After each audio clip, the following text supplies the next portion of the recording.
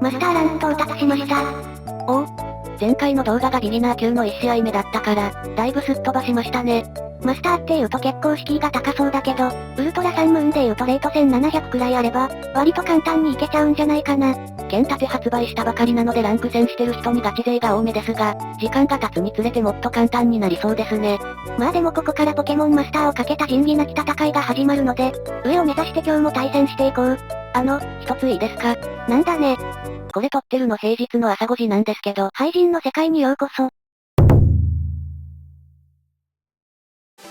なあ、このお相手さん、本物のライバロリさんか？名前とルカリオがいるのは一致してますね。このスーパー廃人タイムに何やってんだ？スーパーブーメランが帰ってきますよ。ライバロリさんにはウルトラサンムーンでコラボしてもらったけど、レートやこのランクマッチで当たるのは初めてかな。ぜひとも勝ちたいっすね。こちらは今のところジャラランガさんを全試合出していて、それでも勝率8割くらいでマスターまで来たので、ジャラランガさんを信じて今日も出していきたい。えらく出世したもんですね。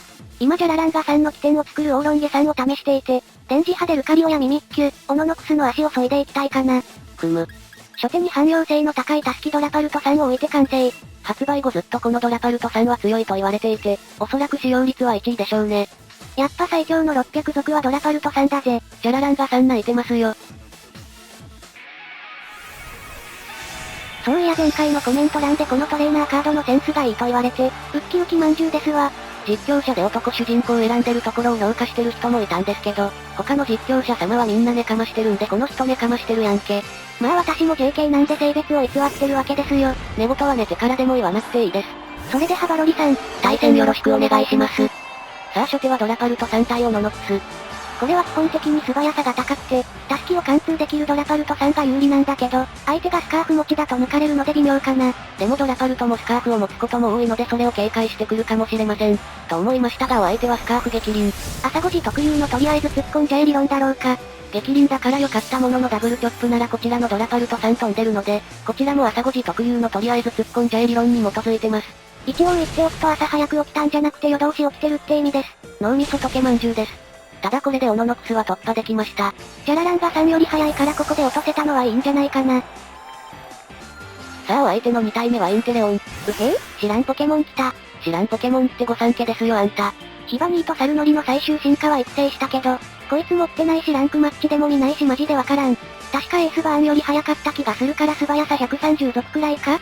こちらのドラパさん意地っ張りだから抜かれてるのかな。かといって HP1 のドラパさんのできる仕事は限られてますね。じゃあ不意打ちでタスキの可能性削っておくか。インテレオンは素早さ120族だからドラパルトが上取ってるぞ。それ先言えや。あ、不意打ちより不意打ちなんだよな。誰もがわかる嘘はやめような。素早さ130族とか言ってたはじまんじゅう。朝5時なので何をやっても許される。知らんけども。ここはタクになるんだけど、お相手が2連不意打ちはないだろう読みで2連不意打ちを打ってくる読みで、2連不意打ちでいこうか。何言ってんのかさっぱりわからないんですが、続けて不意打ち読み不意打ちってわけですね。真の強者は不意打ちのタクを外さないって言葉がありますが、真の強者はお相手でした。こんな適当まんじゅうがマスター級とはゲイフリもさぞかし悲しんでるでしょう。ゲイフリさん見てますか？見てるわけないでしょ。ドラパルトさんお疲れっす。これを相手のラストがミミッキュじゃなければ勝てますわ。このウーロンゲさんかなり耐久に振ってるので、相手がダイマックスしてきても一発は確実に耐えます。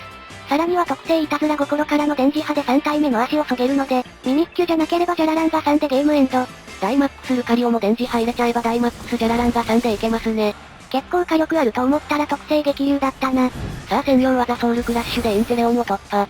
マジでミミッキュじゃなければ勝ち確。やっぱバロリさんといえばルカリオでしょ。それにミミッキュオノノクスインテレオンだとアーマーガーさんが重くなりがちだから、ロトム説もありえるよな。終わった。絶望のミミッキュ。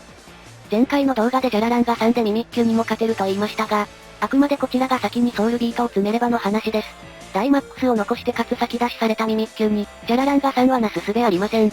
結局剣立てに入ってもミミッキュゲーなのか？ジャラランガはミミッキュに葬り続けられる運命にあるのか？とりあえずいたずら心で先制電磁波。もうミミッキュがまひり続けるのを待つしかないぜ。以前バロリさんとコラボした動画は試合内容が好評でしたが、今回は結局運ゲーですか？運ゲーだ。即答かよ。オーロンゲさんお疲れっす。ジャラランガさんのサポーターとしては別の方を考えた方が良さそう。オーロンゲさんもかなり注目度の高いポケモンなので今後に期待ですね。さあ行けジャラランガ。なんでこんな絶望的な状況で俺に回すんだよ。前回ミミッキュにも勝てるって言い切ってたじゃないか。言い切ってたのはお前だろ。ジャラランガさんソウルビート詰めてないので、大スチル一発じゃダイマックスミミッキュ落とせないっすね。2回連続麻痺にかけるのも朝5時なので許されるでしょう。朝5時は免罪符じゃありませんよ。ダイマックスジャラランガさん降臨です。3ムーンでもでかくなってたよな。あれは主ジャラランガさんです。てかミミッキュも主ミミッキュいたし、これ実質7世代対決でしょ。確かにお互い7世代の代表ポケモンですが、実力でも人気度でも絶望的な差があります。なんでや俺も人気やろ。あ、実力差は認めるんですね。うるせえ。さすがにダイマックスフェアリーは耐えないだろうから、ここで麻痺を引くしかない。化けの皮の弱体化と Z 技の消滅で減るかと思いきや、ダイマックスとの相性が良すぎてドラパルトと並ぶくらいの使用率です。見てるか増田さん、これがあんたの望んだ世界か。完全な当てつけです。さあ祈れ、しびれろしびれろしびれろしびれろ。悪い、俺死んだ。あちゃー。耐えた。嘘だろ、タマミミッキュの大フェアリーだぞ。4倍弱点でも耐えるのマジっすか？俺が一番ビビってるね。微妙な耐久より600族っていうのがここで生きてくるとは、微妙言うなや。マジで3ターンあれば1回くらい痺れてもおかしくないでしょ。次麻痺ればマジで勝てるぞ。結局お祈りプレイング。前にコラボした時は1勝1敗だったから、頼む。急所に当ててくれてもいいんだぜ。ダイマックスすればどのポケモンも2倍弱点くらい耐えられるんですよね。ダイマックスにも少しずつ慣れてきたよな。さあ祈れ、しびれろしびれろしびれろしびれろしびれろしびれろ。よっしゃー。おう。不正をして勝っていく恥まんじゅう。まあ3回痺れるチャンスあったしってのは置いといて、次は運じゃなくて実力で勝てるように精進したいです。もうちょっと俺のことも褒めようぜ。ジャラランガさん実質負けてましたからね。マスターまでは調子良かったけど、マスター級ではジャラランガさんの通りづらさを感じるから、ジャラランガさん首にしていいか？仕方ないですよね。それでハバロリさん、対戦ありがとうございました。お、今日もカレー作ってますね。前回は初試合だったけど、今回はマスターランク昇級祝いっすわ。その記念すべきマスター級1本目の動画で、完全な運ゲー仕掛けてたわけですが、カレーは普通に美味しそうですけど、北国ガラルの芋たっぷりですわ。